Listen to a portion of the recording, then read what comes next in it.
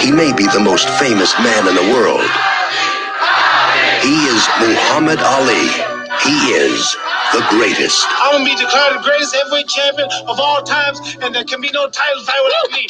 Columbia Pictures presents The Greatest, a story you only think you know. All your life, you've been training for one thing, the heavyweight championship of the world. That's right, and I will be the next heavyweight champion. The powerful drama of a remarkable life. I'm not going to denounce my religion. You already said that. I'm not going to lie. I'm not going to open the mouth. Oh, man. Well, call the pilot. Cut it off. Starring the man who lived it. Muhammad Ali. That's right, brother.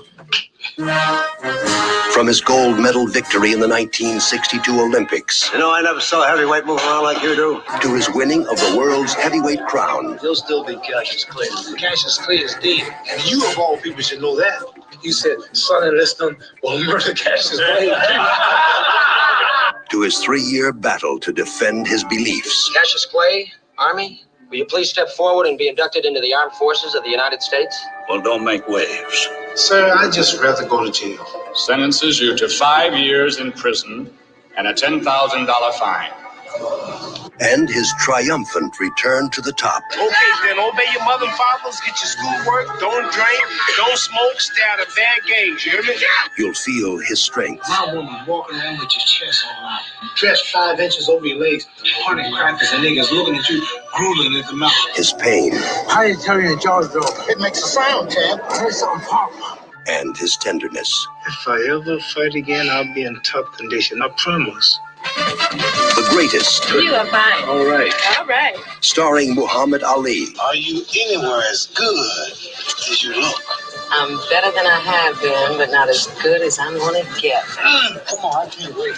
I love it. Okay. Ernest Borgnine. Robert Duvall. Lloyd Haynes. Ben Johnson. James Earl Jones. John Marley. Paul Winfield. Dina Merrill. I want to be there when they bust your guts and split your face. You'll see the life behind the legend.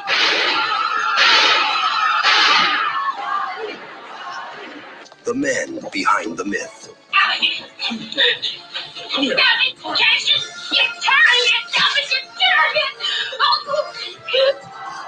And you'll understand why he's called the greatest. A story you only think you know.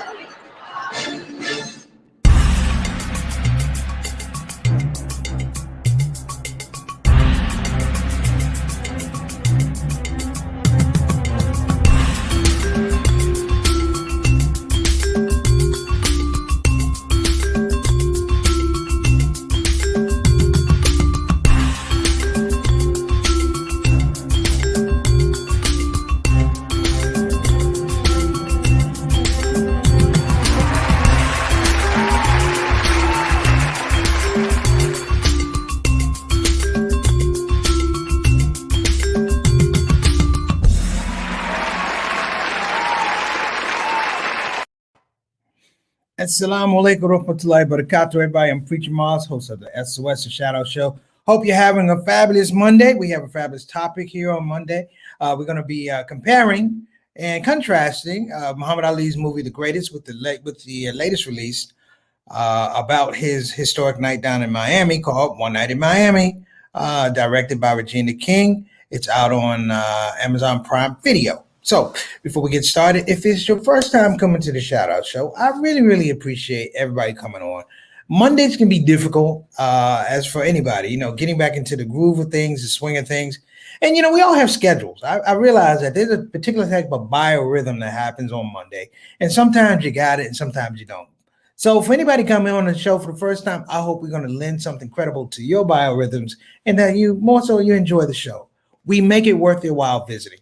So on top of that, if you're new, simple rules, they're not really simple rules. It's just things you need to know. Number one, you always feel welcome. While I'm the host, this is a platform. This is our platform. We share ideas here on the Shout Out Show. We're getting ready to get in one momentarily. So that's number one. Number two is if you have something to say, don't be shy. You are amongst family. This is the Shout Out Show family, the Shout Out Show soldiers, an eclectic group of people who come here on the show. We have like the diehard, like if there was like a a platinum, like a gold, a bronze, gold, platinum. We have platinum people here for the shout out show. Most of them here, I introduce them every week. So that's number one. Number two, if you have something to say, don't be shy. Jump in the comment section and just, give some well wishes. Hey, everybody. Hope you have a great day. Hey, everybody. Assalamu alaikum. Whatever it is that you feel that's good, that you can contribute to the conversation, don't be bashful. We like good vibes. We like good feelings. We like when people say, hey, man, I wish you have a blessed day. That means something. Okay. And last part is you're part of the Shadow Show, and I'm going to shout you out. That's what makes the show special. All right. Your opinion matters. Now, to my people who are in the Shout Out Show chat room, I want to say thank you. We've grown. All praises to the Lord. We've really grown, and just been blessed to see something matriculate. We have a core group of people that make this thing work every day and have been making it work the last couple months. Believe it or not, brothers, this is come next month, February. We're going to hit, inshallah, 300 episodes. 300 episodes. That's something to. But what I said was we're going to hit it. All right. So while I'm here, it doesn't mean anything if I don't have you. So before we get started, stars in the building time. We're going to call it stars in the building time. We have Sister Sultana, our consultant producer, who's made her way to the show for every episode of the Shout Out Show. You got to commend her. She is like not an iron man, but an iron woman, making sure that the show flows, making sure that your boy is on point. I'm doing what I need to do so I don't get up here and I look sloppy, and I don't want to do that because it wastes people's time. So I appreciate you, Sister Sultana. If I haven't told you today, I'm telling you today, and hopefully I'll tell you tomorrow, and inshallah I'll tell you tomorrow. Sister Santiago is, I don't know if she's still out in Tennessee, but we appreciate you tuning in because we know you live in Dallas, but you're tuning in from Tennessee. We appreciate that. We're going to get into this situation and scenario a little bit. Yes, indeed. Wa alaikum assalam wa rahmatullahi wa barakatuh to you. Peace and blessings and the mercy of Allah be to you. I'm going to talk about this film, and I'm going to do it and try and do it in a parallel way. A parallel way.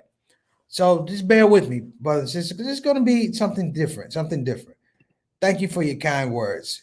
Sister Ree is back home. She has done her wellness tour with her mother and her sister, making sure that they are getting back to their feet, that they are reliably healthy, inshallah. And we pray that Allah bless you for all your mercy, all your compassion, because it's not something you just take up and go and be with somebody 3, 4, 5 weeks. People don't understand that.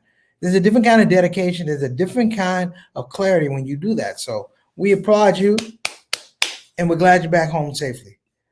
Altaf Rashid, my lieutenant, my main man. Altaf, thank you so much for coming on the show, brother. It means a lot when I click in the box, and there you are, brother. There you are. You make it happen every day. I don't even know what it is you do for a job, brother, but I hope you don't get fired because you tune in every day at 6 o'clock, and I'm here to tell you we're the better for it, okay? So let me get into the topic of hand, if you will. Now, not many of you, I'm sorry, folks. Some people in the viewing audience don't know what The Greatest is.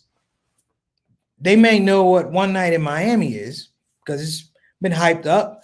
People are talking about it could be early Oscar nomination. It has all these things, all these accolades. That's fine. It's directed by Regina King. I like Regina King as an actor.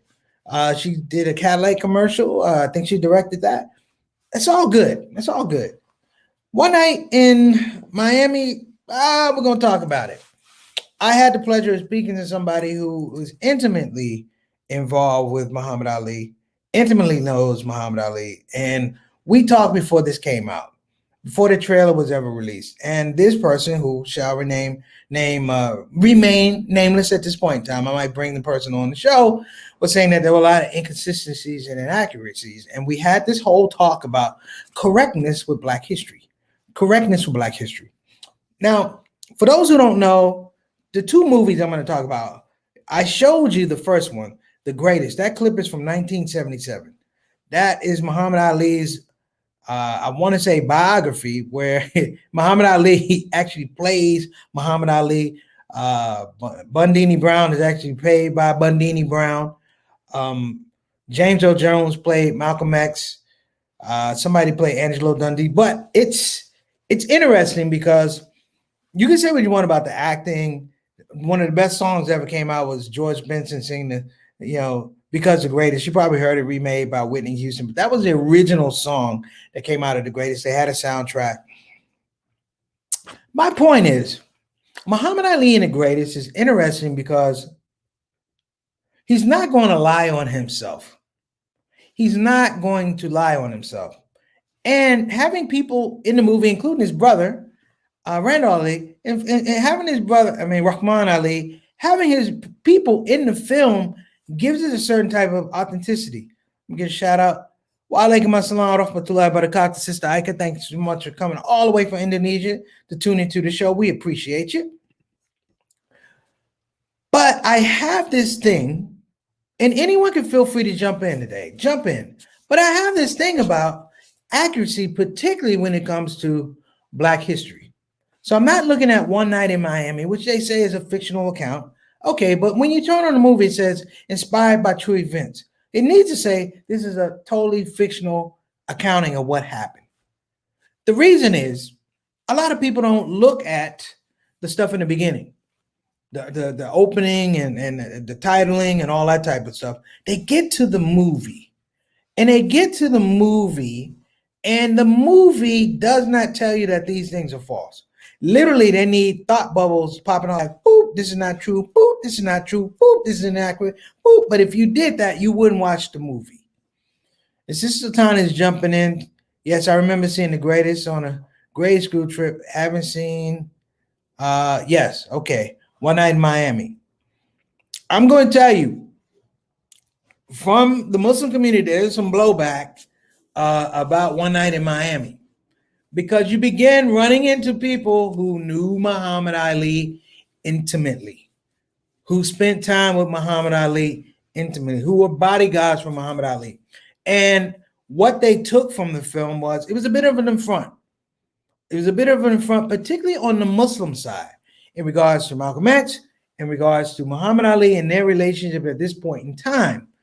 I'm pretty sure I'll go through The Greatest, and there'll be some things that are omitted, but omitting something doesn't mean that you're portraying it falsely. You left it out, right? Doesn't mean you portrayed it falsely means you left it out. Maybe you just didn't cover that aspect. In fact, to give it a little bit maybe more context, let's look at Spike Lee's rendering of Malcolm X, the film X. There were a lot of people who said that things were inaccurate about X, and they're 100% true. Because you have the autobiography there. Now, the question about the autobiography is that portions of that were written after Malcolm X was assassinated. So Alex Haley, in this regard, they say rewrote a lot of stuff for messaging. That's between him and his God. Look, my point is, in this particular time, The Greatest is interesting because in 1977, his rendering of what he felt and things what he said is interesting because you can actually do a parallel study, and the things he said in the film are actually the things he said on newsreels. You can actually look at newsreels and say, relatively, well, that happened. You see, The Greatest is interesting all the way up to the point where he decided not to go into the army. He refused to go into the army. He had a basis for it. He's originally failed to go into the army, then all of a sudden they wanted him to go. A lot of people don't understand. Even the Nation of Islam supported him going into the army and going into the armed services during the time of Vietnam. He said no because he felt like it was disingenuous. Here and again, this is a parallel between him and Malcolm X. We're talking about guys that are having a whole lot of character and bringing ethics to the religion. Now, can we add Ali to this list as well? Altaf, I'm going to be honest. I watched about 35 minutes of it. It's very inaccurate. One Night in Miami is very inaccurate. For one, they have framed this time during the time that Muhammad Ali and Malcolm X were fast friends. What they don't say is that Muhammad Ali was not an active part of the Nation of Islam. He had become Muslim, but he was not active. In fact, paperwork and research shows that Elijah Muhammad, may Allah be pleased with him, didn't think he was going to beat Sonny Liston. In fact, there is evidence that the Nation of Islam did not support sports. When I say didn't support sports, meaning that they saw it as frivolity, that the black man didn't need sports. And so this is interesting because, as you know, he becomes champion, then he's accepted into the Nation of Islam, totally different story. So why am I saying that? Because Malcolm is the only one who's supporting him at this time. At the beginning of one night in Miami, they give profiles of everybody. A profile of Malcolm, a profile of Jim Brown, a profile of Sam Cooke, and of course, a profile of Muhammad Ali. Here's the thing that you should really understand. The scope of Malcolm in this space is that Malcolm is already a practicing Sunni Muslim. A practicing Sunni Muslim. Now, anybody from WD Muhammad community and the NOI knows that did not happen until 76. And what I want to be very careful about, and I want to point out, is that Malcolm is introduced in a situation, brothers and sisters, where he's already at odds with Elijah Muhammad. But this is the thing. He's at odds with Elijah Muhammad. This film falsely implicates Louis X, who is Louis Farrakhan, talking about Louis X telling Malcolm his plan to leave the nation. He didn't plan to leave the nation. He was put out of the nation. He was silenced. At the point in time of this fight, Malcolm X was not allowed to speak in any mosque or temples, brothers and sisters. He couldn't speak in any temples. Okay, he had been silenced following the assassination of John Kennedy. He was silenced. If you read the book Blood Brothers, he thought Muhammad Ali winning the championship would be a jewel in the crown for Elijah Muhammad, and that would be his ticket back into the nation. Get these things clear. And I want to also say that this whole idea that Louis X knew about his plan, historically, get it right. Get it right. Imam W.D. Muhammad, then Imam Wallace Muhammad, at that point, Muhammad's Masjid, number 12 in Philadelphia, where he lived, there is a tape recording I've heard with my own ears of him introducing Al-Fatiha, Bismillah ar-Rahman ar-Rahim. It's in 56. But the NOI Muslims did not pray like that. He introduced it to them. Later, almost 20 some years later, he introduces Sunni Islam. These things are important because if you start putting this information out, you get into a situation, it's like a negative didactic. You are teaching things or teaching people incorrectly. Now, let me give a shout out to my main man right here. L.A. Hardy, I love this guy right here. L.A. Hardy is my main man. If you want to see comedy done right, he's Black Dad, he's all these things, but he's my brother. So you don't hear me talk about a lot of comedians, and I'm gonna bring LA on the show. But you don't hear me talk about a lot of comedians, and I know a lot famous in between, but this guy, he should be a household name, but you know what? I'm just glad he's my brother, and I pray for his success as well. All right, LA, thank you for coming on the show. This is Mama Moss. Mama, facts don't matter much when the goal is mostly money. My mom, mom, you don't have no filter. You just go straight to it. Love you for that. There you go. Well, that movie took some liberty. It took a lot of liberties. What liberty did they take? The truth. That's right. X could not speak at that point in time. Being down in Miami was his respite. Okay? So let's explain that. The day before the fight, the day of the fight, in the movie, Muhammad Ali goes to this hotel where Malcolm is, and this is a big one right here. This is the big one. At the hotel, they actually have FOI outside the door like they're protecting Malcolm. Now, if I just told you the man couldn't speak, if I just told you that he was on the brink of being put out of the Nation of Islam, why would he have FOI with him? Think about it, but don't think too hard. The other thing I'm going to throw out here, which I think is really, really important, is that when they prayed together, and I'm also happy to see black men pray. They prayed Al-Fatiha, and they made a Sunni prayer. Look, Look, there is an ongoing situation in America to somehow twist and somehow misrepresent Islam in America. Islam in America, particularly in the aspect of its relationship with the African American Muslim and the African American period. And by serendipity, what it did for other minorities. You cannot do this. This is an erasure. If you are to take Sunni practice and put it back in 65 or 64, you are inaccurate. And being inaccurate that way, you just can't do it. Now, I'm not saying there weren't Sunnis back then. There were Ahmadiyya who had Sunni practice, but they weren't there with Malcolm X. And this is a very important thing because this is religion allowing for African American to identify opportunities for self-identification and agency to speak through their own lenses, their own filters without having to be manipulated in some way, without having to have a spokesman or a translator some way. That was the beauty of the Nation of Islam. Now, whether you like the Nation of Islam, don't like the Nation of Islam, I'm going to tell you something. I love those brothers. Because they brought Islam to the forefront. Islam in the United States was not a mainstream issue, wasn't even a mainstream thought process till the Nation of Islam got a hold of it.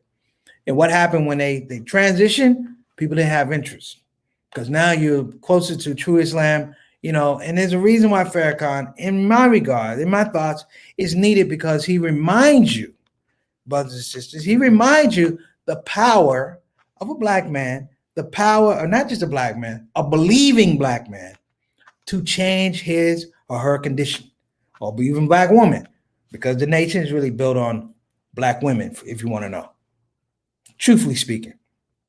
But this is the only time where they created a society and a community that thrived in the midst of racism, in the midst of Jim Crow, in the midst of segregation, white supremacy. They thrive, brothers and sisters. And this is why this story is so important. I'm not saying don't watch One Night in Miami. I'm saying don't take it for truth. Altaf, what you got for me? That's right. I didn't see the play One Night in that play One Night in Miami is supposed to be dramatizing the play. Yeah, it was inaccurate. And I have to be truthful about it. And I'm not telling people don't watch it. I'm saying you watch it, but here's the caveat. Because in our own space, we have to be willing to hold accountable people for historical events. As much as I love the book Roots by Alex Haley, he plagiarized it. It's been shown. In court cases, he plagiarized Roots, something that was near and dear to me. You plagiarized it, and I'm like, you can't do that. This is not the way it works. Okay, brother Yusuf.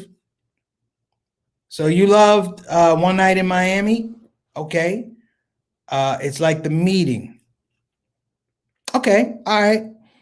I haven't seen The Meeting. How did you feel about it in terms of just accuracy portrayal? Like One Night in Miami is like, it was, you just can't do that. Now, of course, I'm saying if you take all of these things out, LA says it's okay. Seen other stuff that's more factual, but this was more entertainment. Yeah. It was more entertainment. I'm going to give it that. But here's my point, though. And I could be off base. Feel free to correct me. For African American identity, for African American Muslim identity, for history, and LA said the casting was, the casting was good. I don't have any problem with the casting. I have the problem with historical portrayal, and sometimes betrayal. You see, for all of us who are fortunate to run into or spend time in the presence of Muhammad Ali, some of the things in the movie, they did take a lot of liberties. They weren't true, but it's almost like rap music. Yeah, we take liberties, these things aren't true, but at some point in time, the danger is somebody will take it at face value and present it as the truth. Let me give a shout out. Wa alaikum assalam rahmatullahi wa barakatuh, little brother. What's going on? Johnny L. Thomas, all the way from Milwaukee. Glad you can make it. But here's my, I don't want to say pet peeve.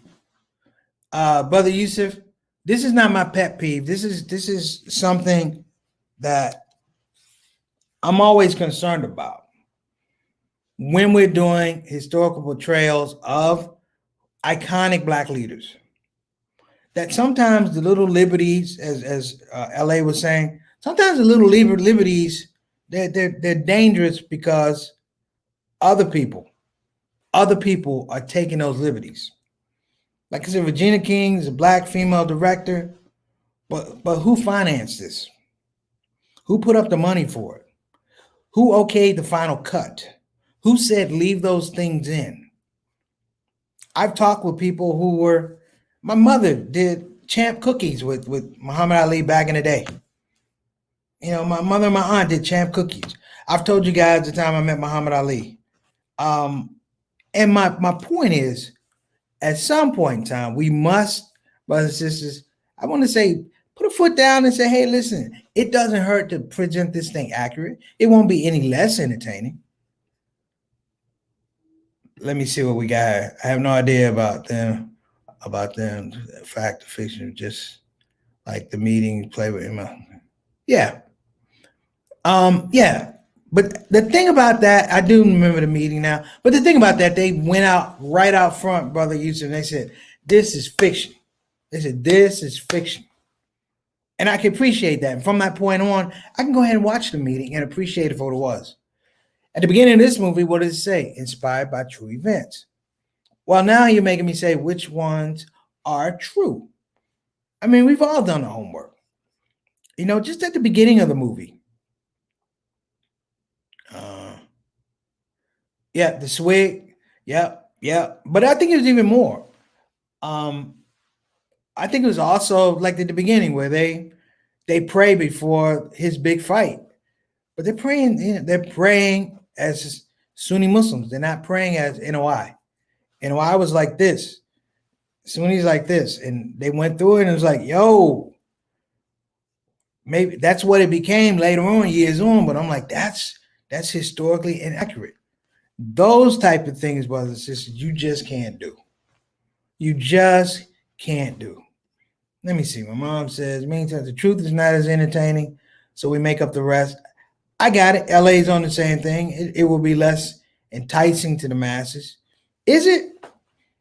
I mean, really, is it? Watch The Greatest. The Greatest had humor in it. It had, I love Ali, but he didn't win an Oscar for The Greatest. He didn't win the Oscar for Best Leading Actor.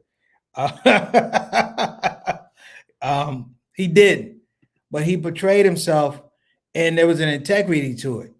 I remember watching it and go, "Who's that?" That's his brother. That was his actual brother in the film. That was actually Bundini Brown, and what he would say, even if it might have been in some regards out of place, you heard him say it before. So it's a consistency with his character.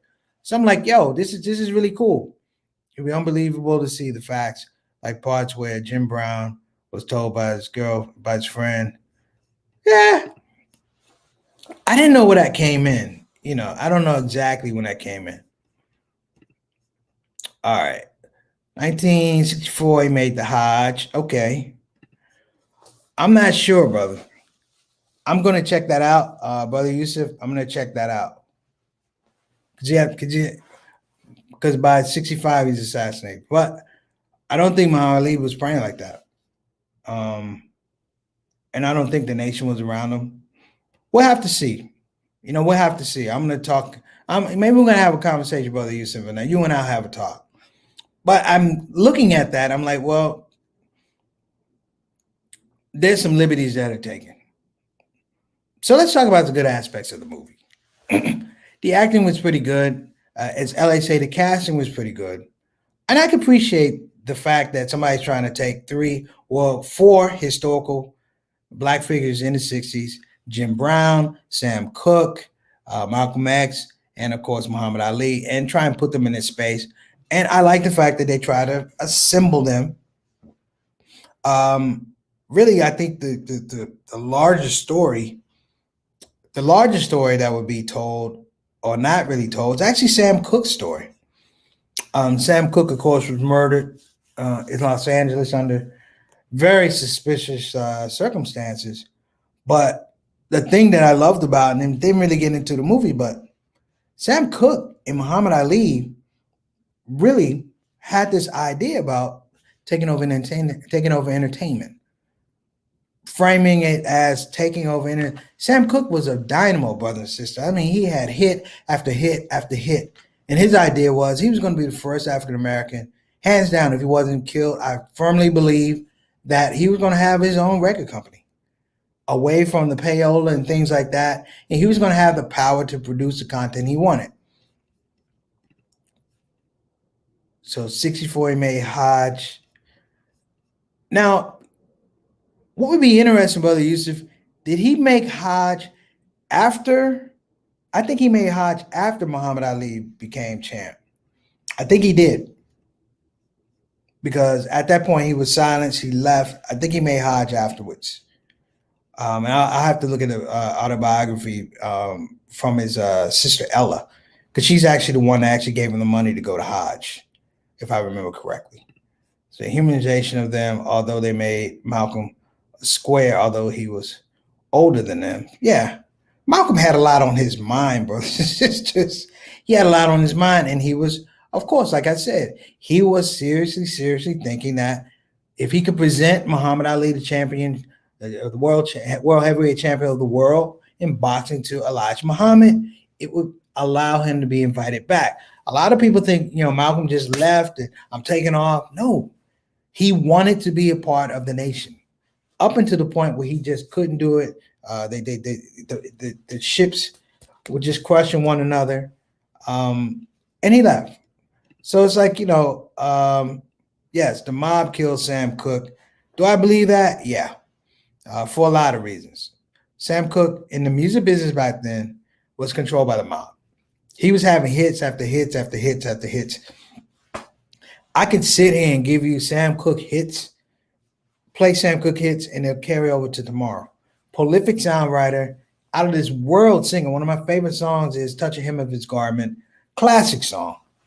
I mean, it's a gospel song. It was Sam Cooke, and it was a Soul Stirrers, and then he was in the Soul Stirrers, then he left and he did solo work. Even the Soul Stirrers work with him lead singing is amazing, brothers and sisters. So let me give a shout out. What you got for me? So congrats to my fellow Canadian, Ellie Gorey, on his role. He did a great job. Altaf, in playing the role of Muhammad Ali, he did a really good job. And I don't know him, but when you see him in Canada, you tell him Preacher Mars, you did a heck of a job. And Preacher Mars didn't dog you out on his show. That's what you tell him. Yeah. Look at Yusuf, Chain Gang. Man, Chain Gang, Cupid. Come on, brother. Change gonna come. Woo! Change gonna come. Oh my goodness. Cha cha cha. Oh my goodness. Bring It On Home to Me. Oh my goodness. She Was Only 16. Oh my goodness. Another Saturday Night. Oh my goodness. I could keep telling y'all I could do this all night. But him and Muhammad Ali were a very, very potent team, brothers and sisters. A very potent team. In fact, if you ever have some time and you can find it, Muhammad Ali put out an album that was basically produced by Sam Cooke. And he sang. I ain't say he sang well. He's the greatest. He won the greatest singer. But I give love to him for being the greatest, for just putting out the record. And let's be honest. If it was Muhammad Ali and I knew there was an album, I'm going to tell y'all something. I'd have bought it. My main man, Jabril, all the way from Charlotte, brother. Change is going to come. I don't know which ones you want to shout out. I got a bunch of them, brother. I got a bunch of them, man.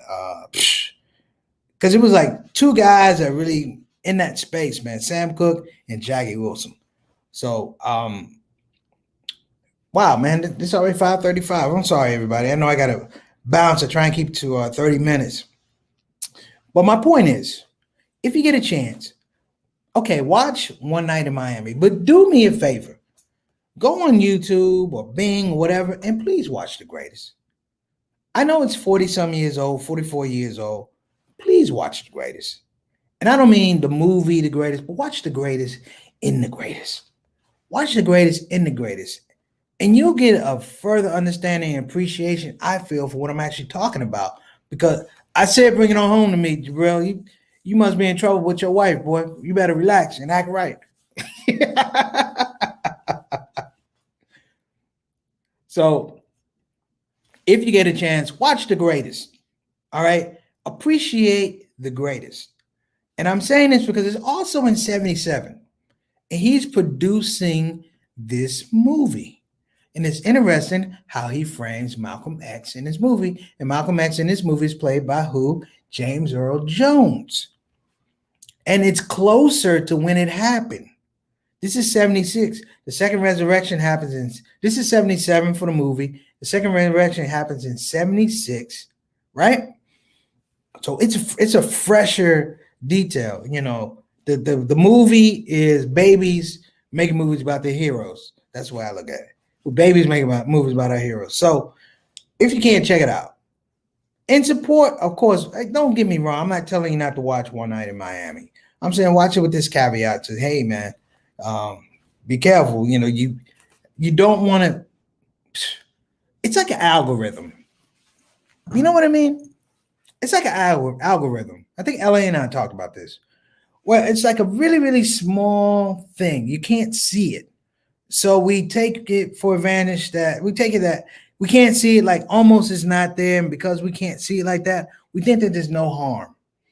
But say it goes through a rotation, and every time it bumps a little bit bigger, it gets a little bit bigger, gets a little bit bigger, gets a little bit bigger. And maybe after 100 rotations, we don't see nothing. Maybe after 1,000 rotations, you don't see anything. But after 100 million rotations, now that little thing we couldn't see, now we can't see anything else. So please, watch it with a grain of salt. I would say even watch The Greatest with a grain of salt.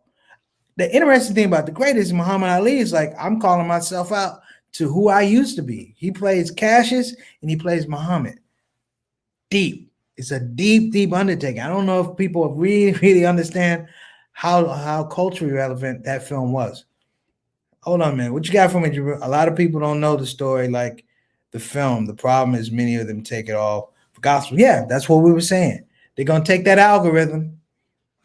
It's going around, and it's going to be like this after a couple of years, and people will think that it's the truth. You think I'm lying? You think I'm lying? Try and walk through the Capitol these days. That's what I thought. So listen, I want to give a quick a shout out here, brothers and sisters. Let me make sure I got this right. I want to give a shout out to, well, I can't do it today. How about that? I don't have it set up appropriately. Oh, shucks. So let me try this again. You know, we have a sponsor who is very patient because I'm not as technologically advanced as I should be. But in any event, I'll do this a little bit later. I have to set it up. I'm sorry. But here's my point, brothers and sisters. I appreciate you coming on the show and hearing me out. And this is not a thing where I'm hating on a film. I love art, but when it comes to history, I love history more than art. And, you know, these days, I believe that's really, really important. And we share a large responsibility to make sure that the story is fairly accurate. Even if One Night in Miami is what it is, that's fine. We can't change that. But we as citizens, we as believers, we as custodians of culture have to let people know the real truth. Because that's my thing. It's like, this looks pretty and it sounds pretty, but that's an anathema. People want pretty things, but here's the truth. And we have to make sure that people know the truth. Man, that sounded like Brother Dick Gregory on that moment. So apologize. I'm having a flashback. I'm having a Mr. Gregory flashback, but he was 100% true. It was 100% accurate. I remember we talked about the autobiography of Malcolm X, and he almost bit my head off because he told me about Alex Haley. And I thought, he was rough, but he was speaking the truth. He was like, do you know how many people have read that book and don't know that the last part of that book was written after Malcolm had already been assassinated? I was like, are you kidding me? He's like, no. And he said, that's why we need to, for lack of a better word, get out here and do our own research and present our own findings. And even though One Night in Miami, it looks like it's going to be a nice, entertaining film, you still got to get the education. All right. I'm out of here. You guys have been amazing. I want you to have a wonderful Monday. God willing, I'll be back here on Tuesday. If you can't make it on Tuesday, please pray for us. Keep us in your du'as. And, that's pretty much the gist, people. I mean, we had a nice show today. I'm sorry I went a little bit over, but, these things, sometimes you have to set up an argument. Feeling like a lawyer, you got to set up an argument. But I don't feel like I really have to set the argument because you guys are really, really astute and on top of these things. So thank you so much for participating on today's show. And we will see you guys tomorrow. If it's Allah's will, take care of yourself. Preacher Miles Shout Out Show. Assalamu alaikum wa rahmatullahi wa barakatuh. Thank you very much.